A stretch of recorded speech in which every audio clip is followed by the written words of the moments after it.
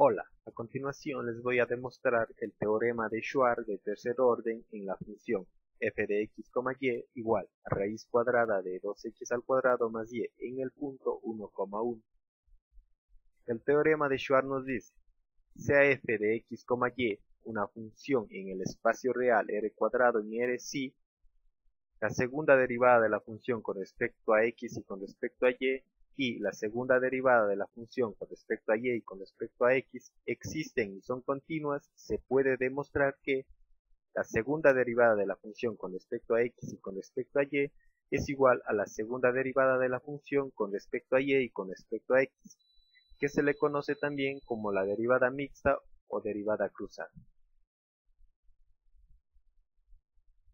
Tenemos nuestra función y lo que se nos pide es demostrar que la derivada parcial de tercer orden de la función con respecto a y, con respecto a x y con respecto a y es igual a la derivada parcial de tercer orden de la función con respecto a y, con respecto a y y con respecto a x, es decir, en este orden en cada caso. Para la primera parte expresamos nuestra función en términos de u, derivamos parcialmente la función con respecto a y aplicando regla de la cadena y a su vez regla de la potencia tenemos n, que sería un medio multiplicado por u elevado a la n menos 1. Un medio menos 1 sería menos un medio, y esto a su vez multiplicado por la derivada interna, derivada de x, que es la variable que permanece constante, sería 0, multiplicado por derivada de y, que sería 1.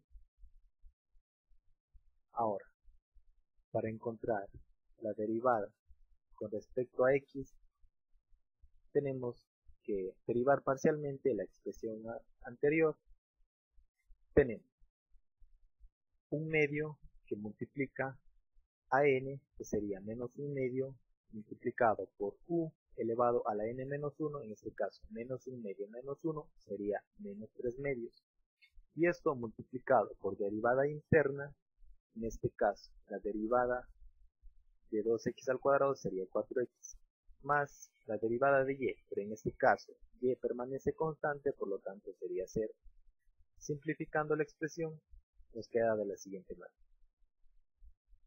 Y ahora, para encontrar la derivada con respecto a y, tenemos que derivar parcialmente nuestra expresión anterior. De igual manera, en este caso x permanecerá constante, por lo tanto será menos x multiplicado por n de la potencia, será menos 3 medios multiplicado por término u elevado a la n menos 1, en este caso menos 3 medios menos 1 será menos 5 medios. Resolviendo todo esto, nos queda la siguiente expresión, que sería la derivada del tercer orden de la función con respecto a y, con respecto a x y con respecto a y.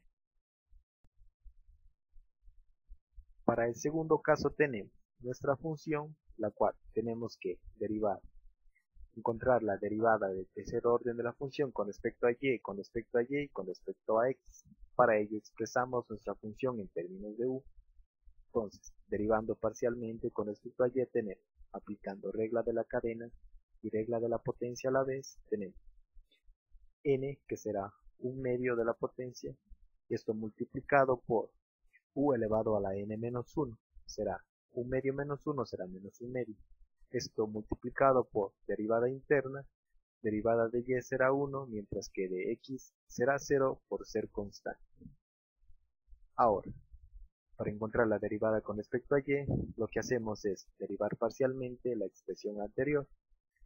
Aplicando regla de la cadena tenemos un medio que multiplica a n de la potencia, que será menos un medio, esto multiplicado por u elevado a la n menos 1, que será menos un medio menos 1, será menos 3 medios, multiplicado por derivada interna, que será 1 con respecto a y, mientras que de x será 0 por ser constante.